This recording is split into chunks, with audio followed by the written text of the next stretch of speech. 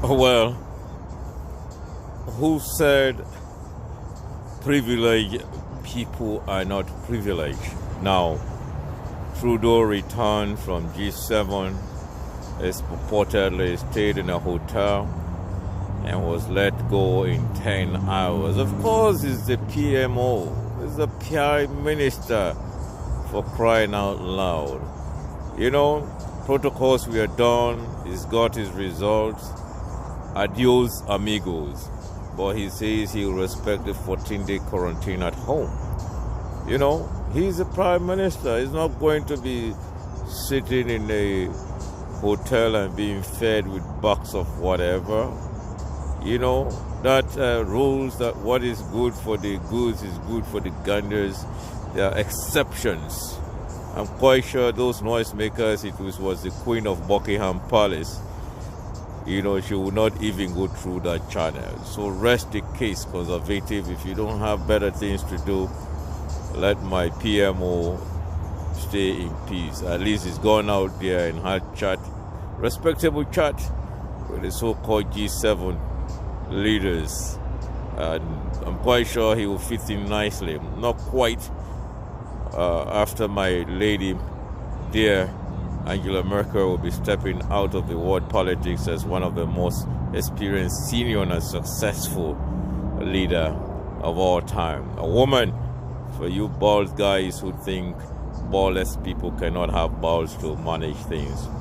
Yes, but let's come to football. Football.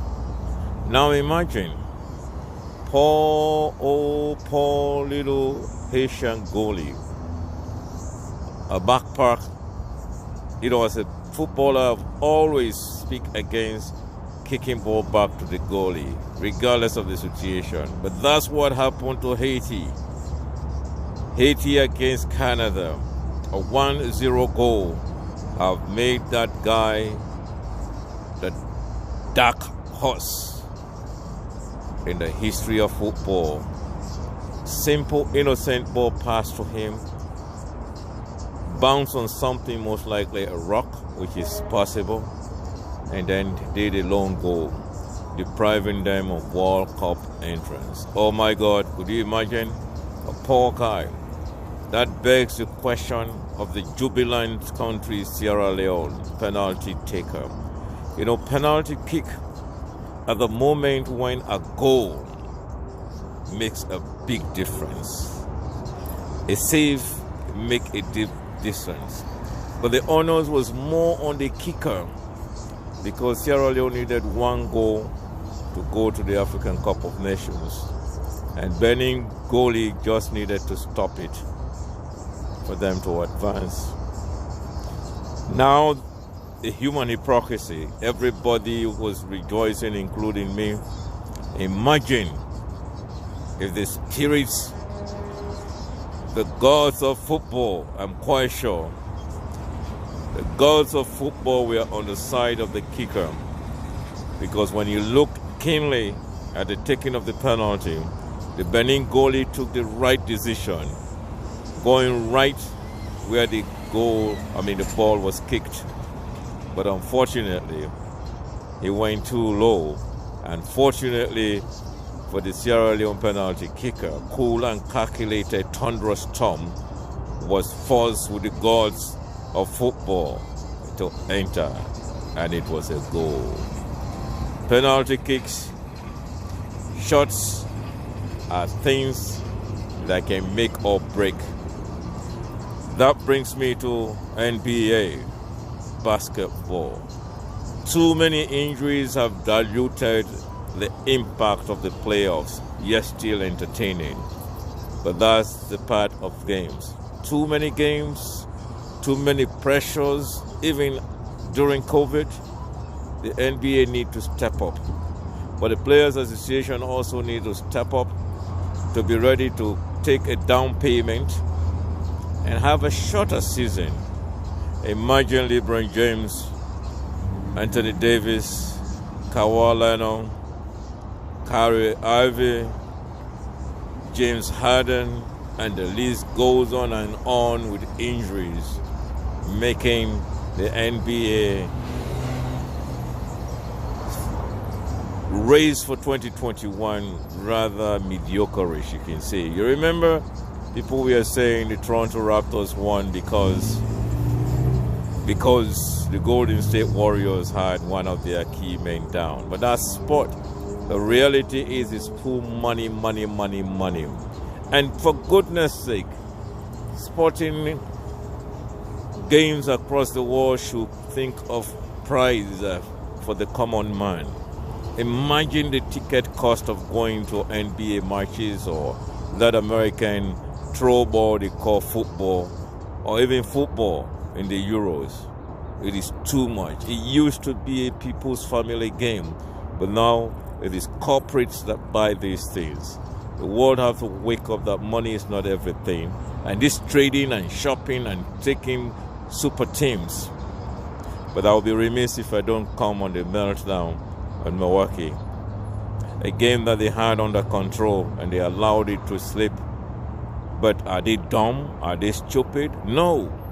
All these analysts are cuckoo heads, because sports is about excitement, it's about unexpected circumstances that nobody knows and nobody predicts, because hot players can get cold and you don't know the reason.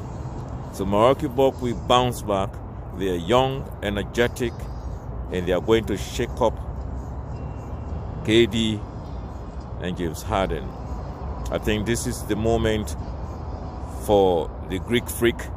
Imagine if he was not that super a player, would the Greek be so energetic and happy to call an African a Greek freak? But that's what sport does. And Philadelphia, what is wrong? I can't wait to hear the analysts again what they are going to say. Another meltdown. My Cameroon brother Anglo Franco Domboloya Solo. What's wrong? A key moment, 2 free throws. Basically, Philadelphia, like Milwaukee Bucks, just loosened the rope and made those guys just... Atlanta, kudos to you. So it's going to be an interesting Game 6 between Philadelphia and Atlanta, Milwaukee and New Jersey, and of course Utah. What is wrong with Utah? But I think they will bounce again. O'Neal going just 12 points. What went wrong? But that's sport, the beauty. And lastly, let me deal with football, Euro football. Les Ronaldo and what is beefing. My beef is, why does UK have all these countries when UK has one passport for all of them? Is Wales not part of United Kingdom?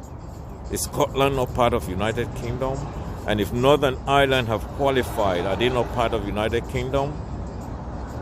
If it was good in those days when football was still dominated by Europeans, you can say it was a pass.